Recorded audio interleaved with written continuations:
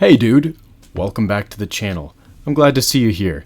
I am Isaac DeYoung, and now I'm actually the first and maybe the worst music reviewer on YouTube.com.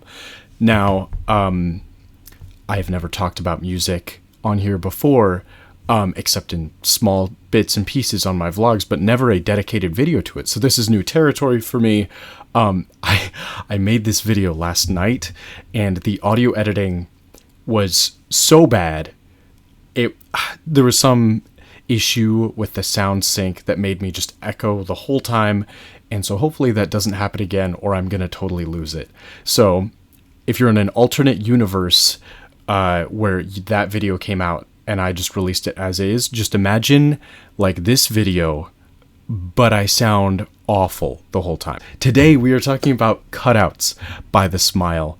Now, this was one of my, not my first, but one of my first big introductions to The Smile, actually, which is a band consisting of, singer, keyboard player, guitarist Thom Yorke. Everybody knows him from Radiohead. He has quite a few popular solo projects as well. I'm very surprised if you don't know him. I'm actually wearing my Radiohead shirt right now to prove that I am a real fan, and I love you, Thom Yorke, and I would love to kiss you on the cheek if I ever see you in person. Anyways, also, not to sell the other guys short, Johnny Greenwood, noted Idiotech player. He needed to be a little bit faster on that, but guitarist, keyboardist, like whatever crazy machines they make him play, he's really versatile in what he does, and I have a lot of respect for him. Although I don't know as much about his other projects beyond Radiohead, I can imagine they're pretty darn good.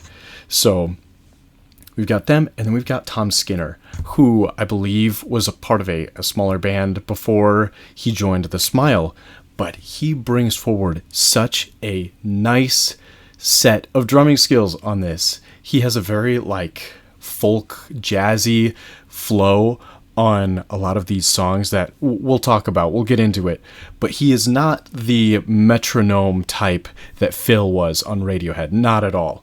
This guy Tom Skinner is on point. He's good, but he's more natural. He feels like more fluid, I guess. And so that's what we're going to see. We'll talk about it later. But needless to say, these guys are great. They are capable of some good stuff. They've proved that they can make some good stuff. And now they're working on something all together. And this is actually their third album. The Smile is still a relatively new band, all things considered. But this is their third album and second album to release in 2024, which that does not happen very often for any band. Less so any band involving Thom Yorke. Usually it takes years. So I'm glad to see, this getting out. It's good stuff. Now,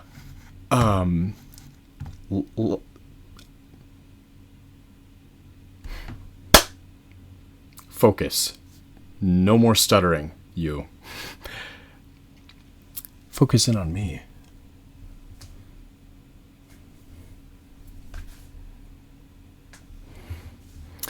Okay, that was strange. My camera went out of focus there for a minute, but I'm back now. This album consists of 10 tracks. It's an experimental art rock, alternative, somewhat ambient. It's also got some jazz elements in there too. So genre-wise, it's very diverse. Good. That being said, if it's experimental and you're not sure how it's going to go, keep it short. I like that mentality. No need to give me an hour and a half long album of stuff that is entirely, experimental. Because that can go bad really fast. But this didn't. This went very well, I think. And let's just get right into it and start talking about it now. But song number 1, Foreign Spies, on here. Now, Foreign Spies, I always listen to my albums in order. That's not something I used to do, but I do now. Foreign Spies hits you with something very, very, gentle. These deep, mellow synths that just Dun, dun, dun, dun, dun, dun. It's like a slow ascension, descension. You see that a lot in this album. These like slow rolling ups and downs, and we'll see more of that going forward. But it's very noticeable in this one. Tom's vocals, dude, he is always so on point. I love his voice. Lyrically, this one honestly does not stand out to me a ton. It's the old, Radiohead tried and true lyrics pulled out of a hat, just, random stuff, and it works. It really works. In a beautiful world, we are melting and go running, nailed down, somewhere lurking, form a line, falling over, zip tied, foreign spies. And, does it mean anything? I kind of doubt it. Does that matter? Also not really. There's a point where if it gets the aesthetic across, or better yet, even if it doesn't have meaning to you, if it's abstract, if it can have meaning to me, then that's worth it enough. Foreign Spies is good. It's a very solid start to this album. But one of the nice things about this is you get so many different tastes of music on here. So if you hear that and you're like, oh, that's not really my thing, don't you worry. It's not going to stay that way. You're never going to get another song like that again. So moving on to Instant Psalm. Now, if you know anything about psalms, historically, that is a more religious term, which right away sets up kind of the feeling for this one. It's a song of, a very ethereal feeling, if you will, very spiritual in nature. And it brings forward a lot of these classical Christian sounds that don't really get put out there in much alternative rock music. So it's cool to see him here. This song was not my favorite the first time I heard it, but it is maybe my favorite on the album now. I've listened to it so many times, and I keep going back for more. This one, lyrically, also does not have anything that sounds really, what's the term? Like, specific. Like, these lyrics also look random, but also more thematic than Foreign Spies. We overflow in a hurricane, we overflow in a hurricane. We can feel no pain, so close we disappear through this narrow gap, the narrow gap you leave us in. He goes on later, emptiness has many forms, only thing is to listen, it has many forms, and loneliness is a way to drown. I love those lines. I love the lyrics on this one. Are they random? Maybe so. Are they more abstract? Yes. But this is one of the cases where it really works, where I don't care as much if they are random because it can have meaning to me. You find meaning in it yourself, and those strings are beautiful. Tom is much more gentle on this song, harkening back to more of like Moon-Shaped Pool kind of era.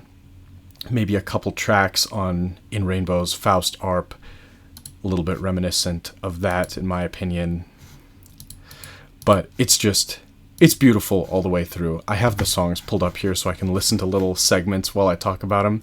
And yeah, even now I would love to be able to listen through this whole thing again. It's very, very nice.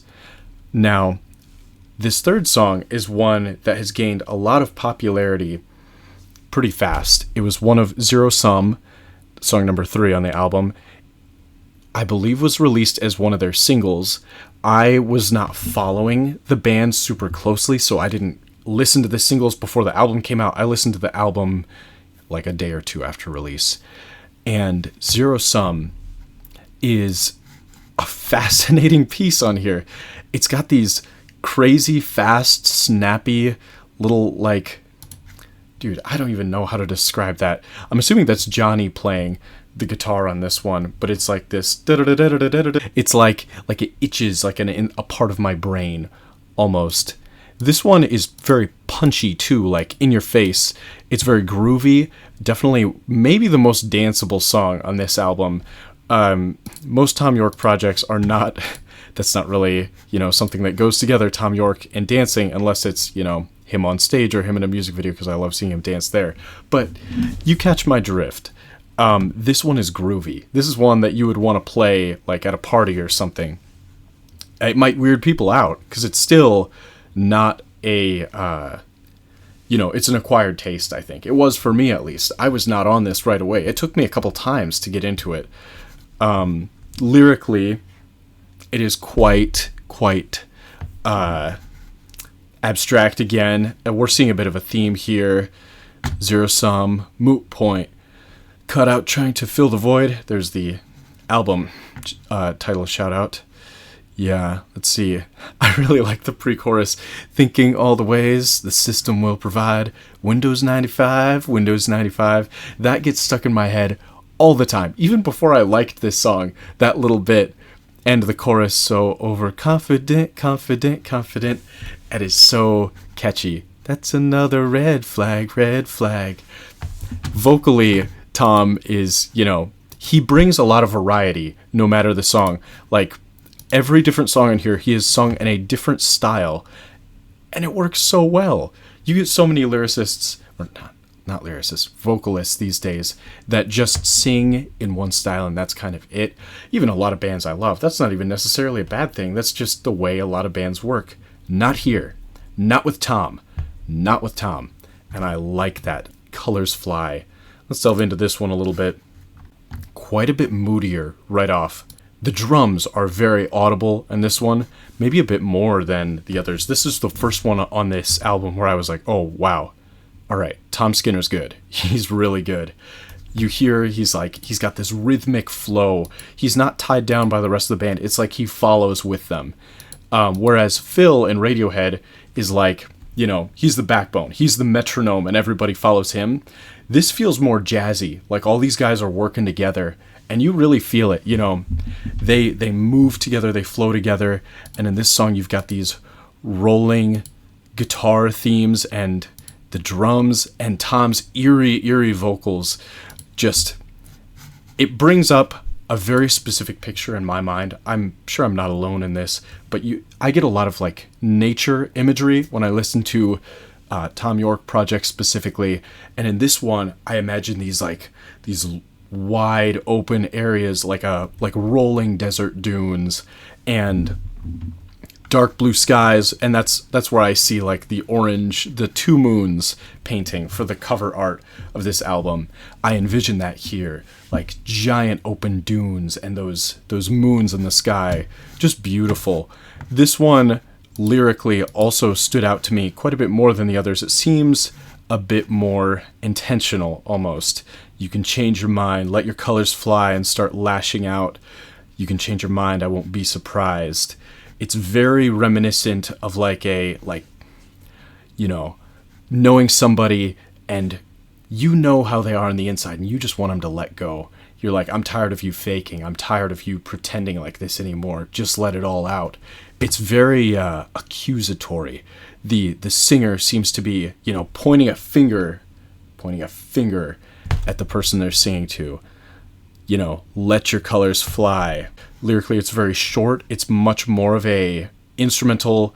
It's very deep and dark and powerful, and it just comes rolling through. It's never a skip for me, though, for sure. That one gets slept on quite a bit, I think. I'm a cringe YouTube music user, so I get to see, all of the listen numbers for a lot of these, and this one's honestly not high, which surprises me compared to the others. Now, up next, though, is something beautiful. Eyes and Mouth. I said Instant Psalm is probably my favorite on here.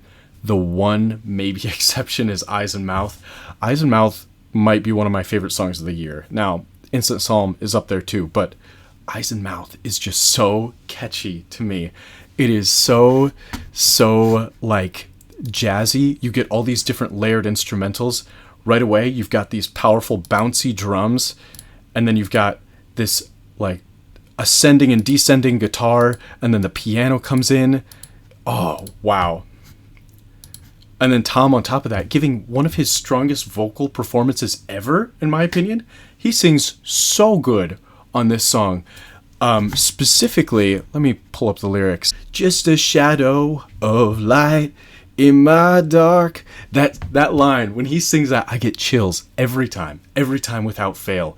Beautiful. It's describing somebody, and we all know people like this, but it's describing somebody that seems to be moving through life without commitment, without real, like, motive or, thought behind their actions. And we all know people like this, and we all wish they would change. But this is another accusatory song similar to Colors Fly. Through the glass, look at you, just eyes and mouth, only saying words, and then turning them round. No matter what the situation, telling yourself this is nowhere. So beautiful. Wow. There's only so many times I can say beautiful, wow, good, but until I learn more musical terms, that's what it's gonna have to be.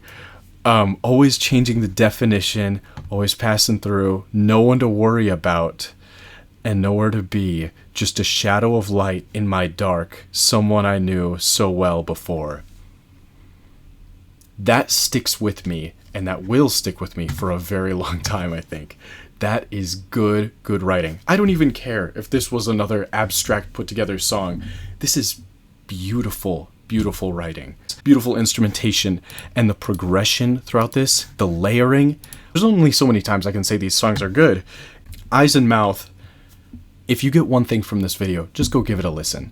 It's very underplayed compared to the rest of the album, and I definitely think it deserves some love.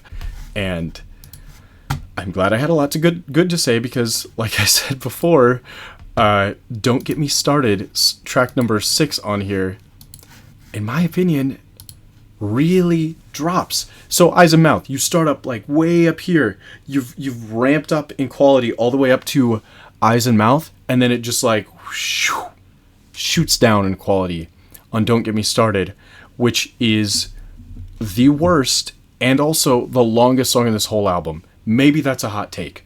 Feel free to let me know what you think of me. Punch me in the gut if you see me in public over this opinion, but I'm going to stand by it. Don't Get Me Started. Don't get me listening to this song more like, oh, Don't Get Me Started, though. He never does get started on this song. It feels like a build-up to something, and all in all, like the slow, like, synth in the background, it's not bad sounding, but you're waiting for it to get somewhere. Lyrically, it's very empty as well, so you're not entertained by that either. You know, sometimes you get like a slower song, but you're like, okay, it has some value, some virtues to it. Not this one. Around the 2-minute mark, we get these nice like hand drum sounds that come in, and I was like, ooh, like now we're getting somewhere. It's just a slow build-up song. No!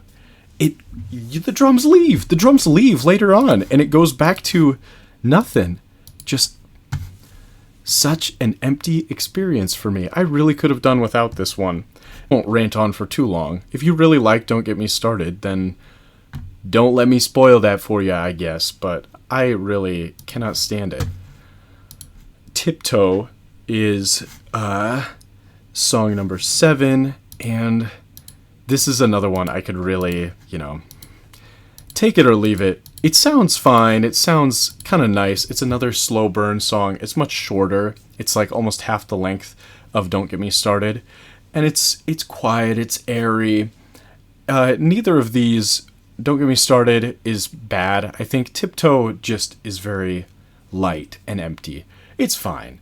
It's a 5 out of 10 song for me. I'm probably not going to be listening to this one much, but if somebody else is playing it, who cares? It's, it's still, if it was from another artist, I would be more generous about songs like Don't Get Me Started and Tiptoe, because they are well produced, well made, and they do show some, signs of promise. It's just that when I have so much respect for these artists, for these band members, I want to hear some quality, and I'm going to hold you to that. If you can make something like Eyes and Mouth, you can make something a whole lot better than Don't Get Me Started or Tiptoe. So I'll leave it at that. I don't want to dwell on the ones I don't like as much, because that's just not nearly as fun to hear me talk about either. The Slip. Now this is song number 8, and this one's fire, I think. It took a little while to grow on me. It's moodier. It's like a moodier version of Zero Sum, but it feels very much in the same vein of that, like a slower, mellower, darker version of Zero Sum. Punchy, It's like, it's groovy.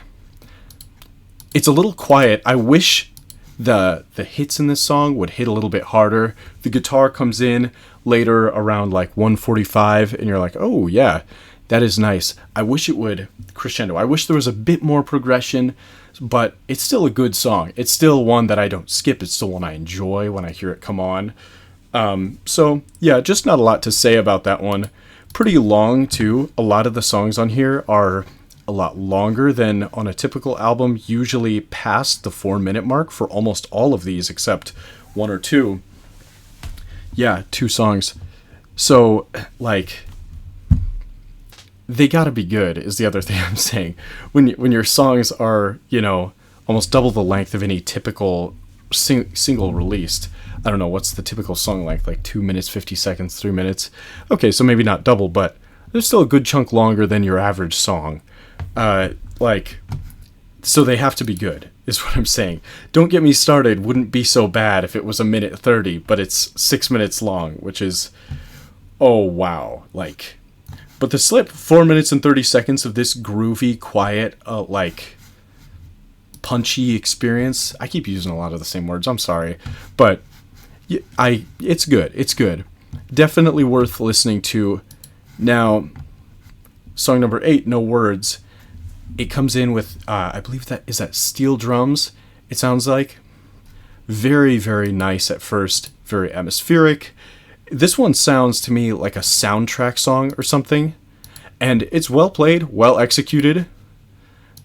Not really much going along lyrically, but it's well played, well produced. Nice progression. I don't know. This one I go back and forth on because it's not to the same quality as some of the first half, but it's definitely not bad either. Definitely more in the 6 to 7 out of 10 range than, some of the other two. But yeah, I can still totally take this one.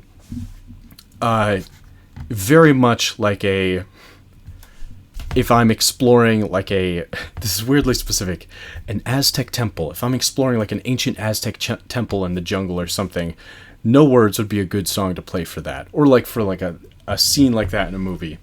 That would go well. Sometimes I can't describe in normal words, I guess, how I feel about a song, so I have to give a visualizer for it. I don't know if that helps. I don't know if you guys like that. For me, that works very well. I need to think in those terms sometimes. Now, on to the last song. Bodies Laughing. Does it go out with a bang? Kind of. Bodies Laughing has a pretty slow start, and then you get these very Rodrigo y Gabriela-esque guitar strummings. And lyrically, it's like Tom is describing a bad dream that you can't really wake up from. He's talking about, swing side to side, jaws are open wide, hid under my hat, you're falling on your ass, falling through the glass, and everybody's laughing, bodies laughing. Very haunting, very, I don't know how to describe this, it's pleasant, but also unpleasant. It's strangely eerie and surreal, but also kind of nice. You're like, oh, I don't mind this so much. Very pretty, too. A very pretty song to go out on, and I also really like the visualizer video for this. I haven't talked much about those music videos, but this one is a good one, I think. I really enjoy it. I really enjoy most of these. The artwork for all of these visualizers is great, but Bodies Laughing? Yeah, another good one. I think generally this album slows down quite a bit for me in the second half. But there's still, The Slip, No Words, and Bodies Laughing are 3 good songs, I will say. I will say that. Don't Get Me Started and Tiptoe are really the only ones I dislike on here.